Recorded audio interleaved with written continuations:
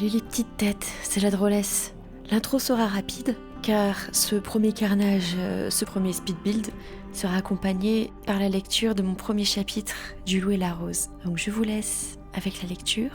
Comme ça, au moins, ça masquera un petit peu le carnage de ce premier speed build. J'aurais jamais cru en faire parce que, clairement, vous comprenez maintenant pourquoi je mets autant de temps à répondre à votre challenge construction ? Pourquoi je suis la dernière à proposer mes participations ? Voici la réponse. Bonne lecture et je vous retrouve après. À quelle heure doit-elle arriver ? Elle ne devrait plus tarder, monsieur. Louise triture nerveusement ses boutons de manchette devant l'immense porte d'entrée. Tout en ramenant ses cheveux argentés en arrière, le vieil homme inspecte minutieusement les lieux. Tout est impeccable, comme d'habitude. Qui en douterait ? Personne ne remet en cause l'assiduité et le professionnalisme de Luis Garcia. Pas même son employeur, Alejandro Miranda, pourtant réputé pour son intransigeance et ses fréquents accès de colère. Tout ça pour ce petit bourrin à rien. Cette tête à claque. Qu'est-ce qu'il croit ? J'ai que ça à faire ? J'ai rendez-vous demain avec le procureur pour une affaire des plus urgentes. Louis observe son patron se diriger d'un pas menaçant vers son bureau. Ce dernier a l'habitude d'y noyer sa frustration dans quelques bouteilles d'Armagnac hors de prix. Il tourne la tête d'un air dédaigneux avant d'aboyer. Appelez-moi lorsqu'elle sera arrivée, Louis, et que personne ne vienne me déranger ! Bien, monsieur. À peine Louis termine-t-il sa phrase qu'Alejandro claque la porte, laissant trembler les murs, les portes et les habitants. Le vieil homme soupire discrètement en regardant la porte à droite de l'entrée, où se trouvait son employeur quelques minutes plus tôt. Il se retourne ensuite vers le bureau où les grommellements d'Alejandro se font entendre. En dehors de ce dernier, Louis est le seul occupant de la maison à avoir accès à cette maudite pièce. De toute façon, quel inconscient s'y aventurerait ? Tout en vérifiant son nœud papillon, Louis observe son reflet dans le miroir trop éclairé par toutes ces lumières superflues. Il n'est pas surpris de voir ô combien ses joues sont cavées et ses cernes creusées depuis son arrivée au sein de cette famille.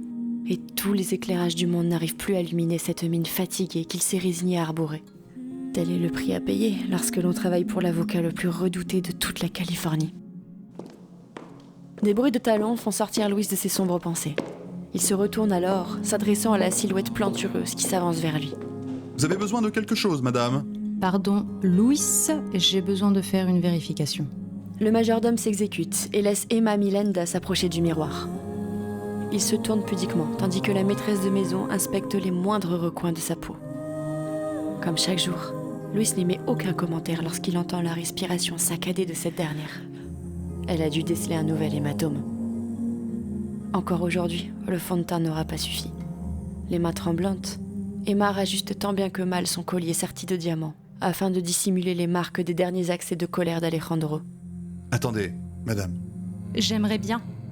Louis s'exécute, tandis qu'Emma découvre sa nuque, en relevant sa longue chevelure châtain. Le vieil homme attrape le collier qu'il rajuste avec délicatesse. Il jette un œil discret vers la maîtresse de maison.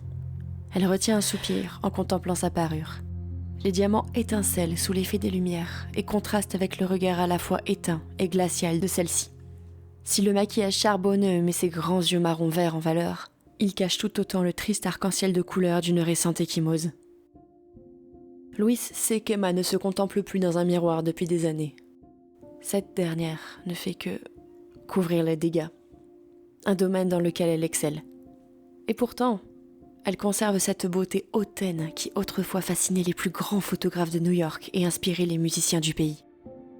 Cette ancienne chanteuse émérite a perdu de sa superbe, s'enfermant malgré elle dans une cage dorée. Tout cela à cause d'un regrettable accident, comme elle le qualifie souvent. Par souci des conventions familiales, Emma a dû masquer les apparences, échangeant paillettes et heures de gloire contre une vie qu'elle subit avec aigreur. Loïs, on ne voit plus rien ? Tandis que Louis se recule pour constater si tout est en ordre, son regard se porte sur cette fameuse porte à droite. Toujours fermée. Emma surprend son majordome et vocifère à voix basse. C'est toujours à cause de lui. Sale petit monstre. Dans ce cas, madame, pourquoi attendre la nourrice ? Emma marque une pause, l'air interdit, avant d'arranger sa coiffure. Louis est le seul à se permettre de tels commentaires, même s'ils sont peu nombreux. Le vieil homme se met à son tour face au miroir, adresse un regard bienveillant à sa patronne et reprend un ton calme. Ne me faites-vous pas confiance, après toutes ces années? Emma redresse élégamment la tête et murmure d'un ton dédaigneux, laissant découvrir le diastème entre ses incisives. À vous seulement, Louis.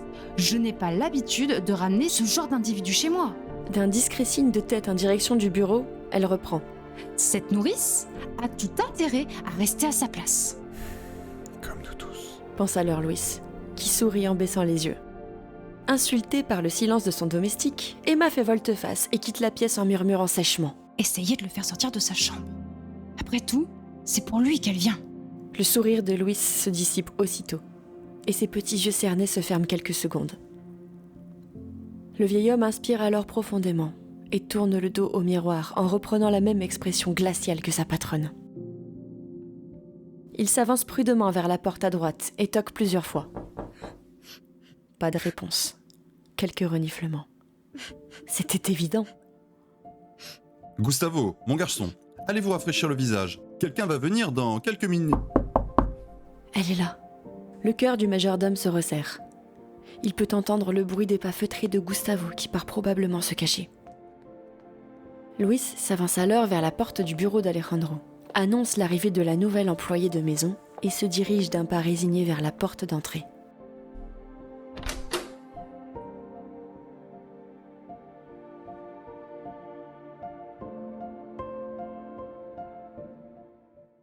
J'espère que la lecture de ce premier chapitre vous aura plu. Le roman est toujours en cours de réécriture, enfin oui, depuis plusieurs mois maintenant, mais bon, je mets un point d'honneur à le terminer.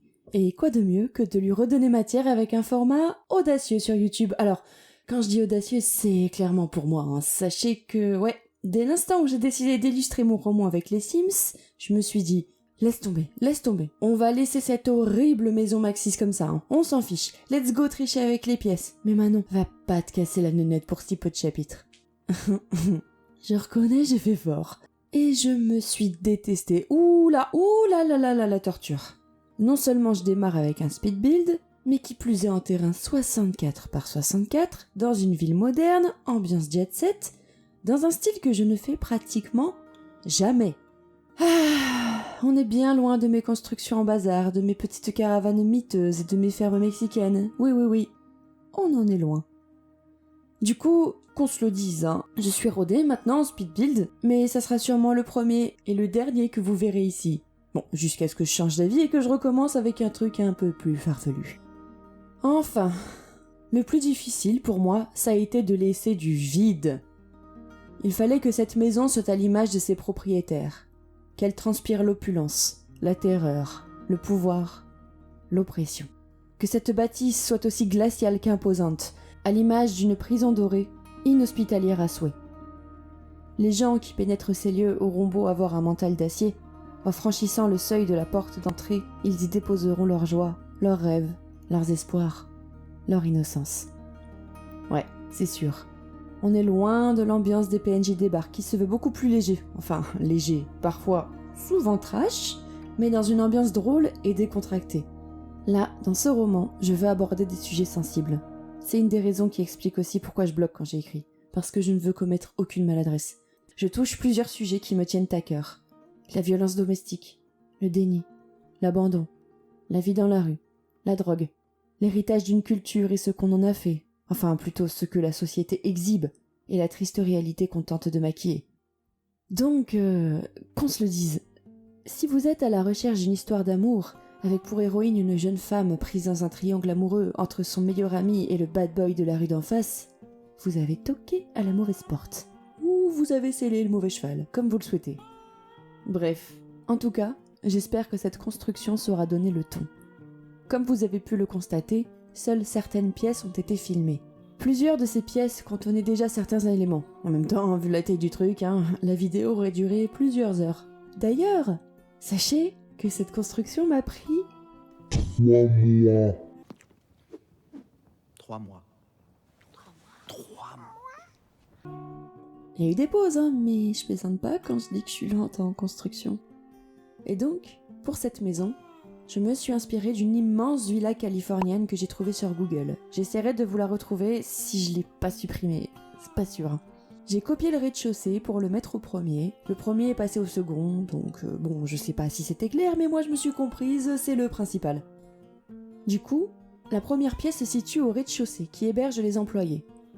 Il s'agit de la chambre de Louis, le majordome au service des Milenda depuis quelques années maintenant. C'est la seule pièce des employés à contenir le plus d'objets personnels. Alors, je vous avoue qu'il s'agit là d'un petit clin d'œil, j'ai pas pu m'en empêcher.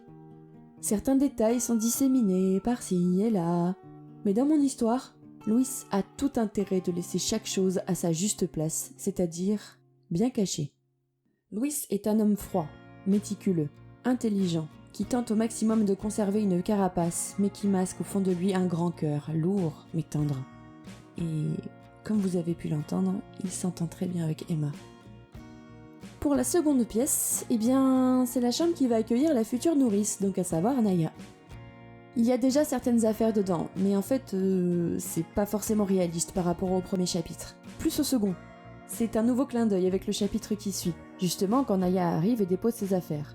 Encore une fois, je n'ai pas résisté à poser 2-3 détails. Écoutez, c'était super dur pour moi de faire les purées, il fallait bien que je me défoule, hein, parce que sinon c'était juste de la torture, hein, voilà.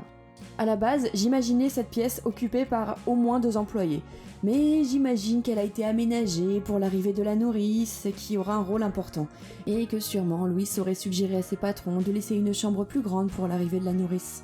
Il est sympa ce Louis quand même, hein. Sachant que c'est également la pièce qui mène le plus rapidement au premier étage, en particulier vers une chambre. Et parlons-en de cette chambre. Vous l'aurez deviné. La chambre de mon petit protagoniste, Gustavo. Une pièce quasiment toute blanche.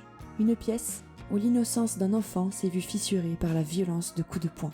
Les coups de poing d'un père torturé par la rage et l'alcool. Ouais, je vous avais dit que ça serait dur. Et encore, je vous ai pas filmé la chambre d'Emma, mais vous verrez quelques images en fin de vidéo. Non, Emma n'a pas été épargnée non plus, mais ça, je pense que vous l'avez compris au cours de la lecture. Et comme cette dernière l'a laissé sous-entendre, son fils est le bouc émissaire, le responsable de ses frustrations, de l'injustice qu'elle vit au quotidien. Au lieu d'en vouloir à son mari, Emma rejette la faute sur un enfant qu'elle n'a jamais désiré. Gustavo, jeune garçon d'à peine 11 ans, a toujours été le réceptacle de la colère de ses 2 parents. Il n'a jamais reçu une quelconque forme d'amour de leur part, et se sent comme prisonnier au sein de cette maison.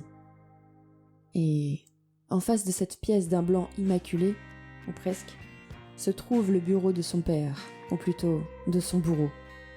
Un bureau noirci par la corruption, à l'exception des 2 sièges blancs situés au plus proche de l'entrée, ceux sur lesquels on ne s'assoit qu'à la première entrevue et qu'on n'utilisera plus jamais. Comme les autres, surtout pour ce bureau, plusieurs objets ont été mis en avance, histoire de n'omettre aucun détail pour cette atmosphère si sombre que j'ai voulu créer. Encore une fois, cette pièce est à l'image de son propriétaire, celle d'un homme perverti par les mauvaises fréquentations, la quête de pouvoir et d'argent. En conclusion, un tableau bien sombre, mais l'arrivée de la nouvelle employée, à savoir Naya, promet de belles éclaircies. Des rencontres, mais aussi des retrouvailles se profilent à l'horizon. En attendant, je vous laisse défiler les images de la construction, pièce par pièce, de l'étage des employés à celui des invités, en passant par les appartements des parents. Par contre, je n'ai pas mis les salles de bain et toilettes. Dans cette maison, j'imaginais que le personnel ait apporté peu d'affaires, ce qui amplifie justement cette solitude, cette froideur et ce côté inhospitalier que cette maison semble dégager. J'ai tenté, pour une fois, de mettre très peu de plantes en intérieur. Quelques roses par endroits, mais certaines pièces seraient trop hostiles pour qu'elles puissent survivre. Ce fut un exercice très difficile pour moi, non seulement pour la taille, le style, mais surtout l'ambiance. Je vous rassure, toutes les vidéos seront pas dans ce ton-là. Seulement, c'était important de souligner que, peu importe le milieu social, peu importe ce que l'on voit en façade, ce genre de réalité existe bel et bien. Je vous laisserai le loisir de l'explorer plus en détail en vous la partageant dans la galerie. Je la posterai 2 fois, l'une sans cesser et l'autre avec, car vous retrouverez des photos d'Emma dans ses heures de gloire. Enfin voilà, je ne sais pas du tout où j'en suis dans la vidéo car j'enregistre à côté. D'ailleurs, ceux qui me suivent sur Instagram sont au courant de mes moultes péripéties avec la voix off. C'est la 3e fois que j'enregistre et j'espère que ce sera la bonne. La vidéo devait sortir depuis bien longtemps, mais bon, disons que certaines circonstances ont fait que je n'ai pas eu d'autre choix que de retarder l'échéance. Pendant que ces dernières images défilent, je vous remercie d'avoir visionné cette vidéo jusqu'au bout. J'en profite d'ailleurs pour vous faire une petite confidence. J'adore les vidéos speed build avec histoire, mais en général, je vais me tirer une balle dans le pied, hein. Mais je ne regarde que le rendu final. Je laisse en fond et je fais autre chose en même temps. Désolée. Et bon, comme dit la parole, comme tu fais, on te fera. Eh bien, soit. Je vais même vous dire, ça m'arrange presque. Parce qu'en fait, j'ignore totalement si le rendu est agréable. Est-ce que c'est trop rapide ou pas?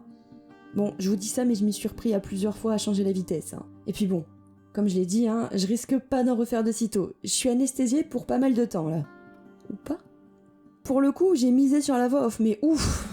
J'espère que le rendu sera chouette, parce que franchement, je suis bien plus à l'aise pour parler IRL qu'en voix off. Parce que là, je sais même pas quel est le rendu par rapport à la vidéo, et honnêtement, c'est assez déstabilisant, je dois dire. Donc bon, j'espère que ça s'est pas trop entendu. Plus les problèmes d'écho que j'ai eu pour cette deuxième partie de vidéo. Oui, parce que je n'ai pas enregistré au même endroit, sinon ça serait pas drôle. J'ai pourtant animé des lives, j'ai participé dans des vidéos avec d'autres youtubeurs, j'ai prêté ma voix pour du doublage, mais franchement là, c'est différent. Bref, j'imagine que mes collègues youtubeurs sont tous passés par là. Je dis ça, mais j'arrive même pas à me prendre au sérieux quand je me dis youtubeuse. D'ailleurs, sachez que ce contenu sera très irrégulier sur YouTube. Je n'ai aucune envie de me mettre la pression. D'autant plus que j'ai pas mal de choses à gérer à côté, pas franchement plaisantes et très énergivores. Donc ici, mieux vaut avancer lentement, mais sûrement. Comme mon roman, quoi. Je ferme la parenthèse, sans avoir préparé de phrase de fin, et ce, même après 3 enregistrements, oui. Je vous remercie encore une fois d'avoir visionné cette vidéo jusqu'au bout. Je remercie les doubleurs qui ont participé à cette vidéo. Les liens de leur chaîne seront en description. Je vous dis à la prochaine, prenez soin de vous, et à bientôt. Ciao!